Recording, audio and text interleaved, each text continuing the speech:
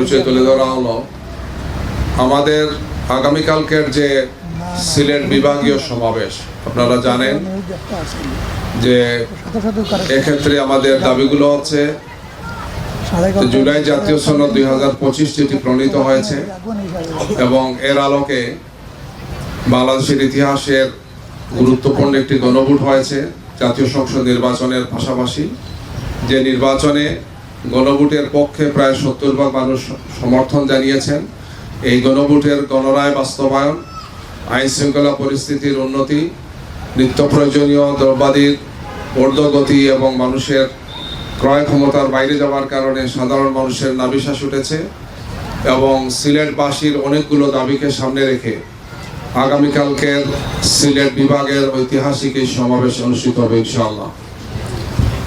11 দলের পক্ষ থেকে এই কর্মসূচি প্রথমে ছিল রাজশাহী বিভাগীয় সমাবেশ, পরবর্তীতে সবগুলো বিভাগীয় সমাবেশ হয়েছে। চট্টগ্রামে হয়েছে, খুলনায় হয়েছে, রংপুরে হয়েছে, বরিশালে হয়েছে, মোমেনশাহীতে হয়েছে।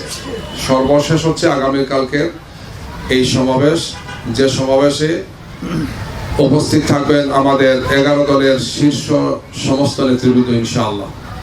এখানে প্রধান অতিথি হিসেবে থাকবেন বাংলাদেশ জামাত ইসলামীর আমির এবং বিরোধী দলীয় নেতা, সিলেটবাসীর প্রিয় নেতা জনাব ডক্টর শফিকুর রহমান এমপি। সভাপতিত্ব করবেন লিবারেল ডেমোক্রেটিক পার্টির সম্মানিত সভাপতি, বীর মুক্তিযোদ্ধা, সাবেক এমপি জনাব ডক্টর সাবেক মন্ত্রী জনাব ডক্টর অলি আহমদ সাহেব এবং বাংলাদেশ বীর বিক্রম, বাংলাদেশ খেলাফত মজলিসের আমিরের। ঐতিহাসিক এই সমাবেশটি বাংলাদেশের ইতিহাসের গুরুত্বপূর্ণ একটি অধ্যায়ের সূচনা করবে এ কারণেই যে আমরা জাতীয় সংসদে বিরোধী দল থেকে যখন সরকারি দলের পক্ষ থেকে সংবিধান সংস্কার পরিষদের যে শপথ নেওয়ার কথা ছিল জুলাই জাতীয় সনদ অনুযায়ী এবং বিশেষ করে যে কমিটমেন্ট ছিল প্রেসিডেন্সিয়াল অর্ডারের মাধ্যমে, আপনারা জানেন যে প্রেসিডেন্সিয়াল যে অর্ডার, যেটি রাজনৈতিকভাবে সাংবিধানিকভাবে খুব গুরুত্বপূর্ণ একটি বিষয়, যেখানে ছিল যে আমরা এই সংস্কারের পাশাপাশি আমরা সংবিধান সংস্কার পরিষদেরও শপথ নেব জাতীয় সংসদ সদস্যের সহ, একই সাথে দুটো শপথ নিতে হবে। এটা কমিটমেন্ট ছিল, লিখিত কমিটমেন্ট ছিল।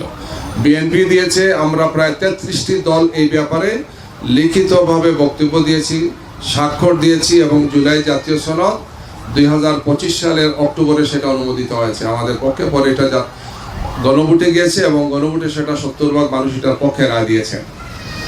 কিন্তু আমরা খুব দুঃখজনকভাবে লক্ষ্য করলাম জাতীয় সংসদের একটি শপথের পাশাপাশি সংবিধান সংস্কার পরিষদের যে শপথ নেওয়ার কথা ছিল, বিএনপি সেই শপথ তারা নিলেন না এবং না নেওয়ার কারণে একটি সংকটই তৈরি হলো, যে সংকটের জন্য বিএনপি দায়ী।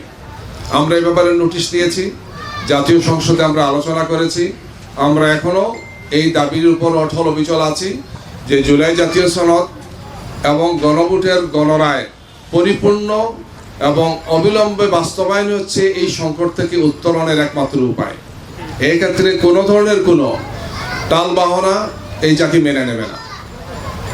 যেহেতু আমরা এখন জুলাই বিপ্লবের দ্বিতীয় বার্ষিকী পালন করছি, আপনারা জানেন যে 24-এর 1 জুলাই থেকে আরম্ভ করে 5 আগস্ট পর্যন্ত এই 36 জুলাইয়ের যে আন্দোলন, যেখানে 1400-এরও বেশি মানুষ আহত হয়েছে, শহীদ হয়েছেন, 30,000-এরও বেশি মানুষ আহত হয়েছেন, পঙ্গু হয়েছেন, হাত হারা, চোখ হারা অসংখ্য মানুষ এখনো কাতরাচ্ছে। এই বিপ্লবের সবচেয়ে বড় বিষয় ছিল বৈষম্য এবং সংস্কার। বৈষম্যের বিরুদ্ধে একটি নতুন বাংলাদেশ হবে এবং একটি নতুন বাংলাদেশের জন্য আমাদের সাংবিধানিক সংস্কারের মাধ্যমে আমরা সামনের বাংলাদেশকে ফ্যাসিবাদ মুক্ত, আমরা একনায়কতান্ত্রিক মুক্ত এবং সব ধরনের দলীয়করণের যে ভয়াবহ মহড়া আমরা শেখ হাসিনার 16.5 বছরে দেখেছি, এটা যাতে আর ফিরে না আসে। এই জন্যেই এই সংস্কারের গুরুত্বপূর্ণ যে 84টি ছিল, পরবর্তীতে সেটাকে 48 আনা হয়েছে, কমপক্ষে 30টি গুরুত্বপূর্ণ বিষয় যেখানে অধ্যাদেশ জারি হয়েছে এবং সেটি আমরা একমত ছিলাম যে এটা কার্যকর করতে হবে। ফ্যাসিবাদকে ঠেকানোর জন্য এর বিকল্প কোনো কিছু নেই।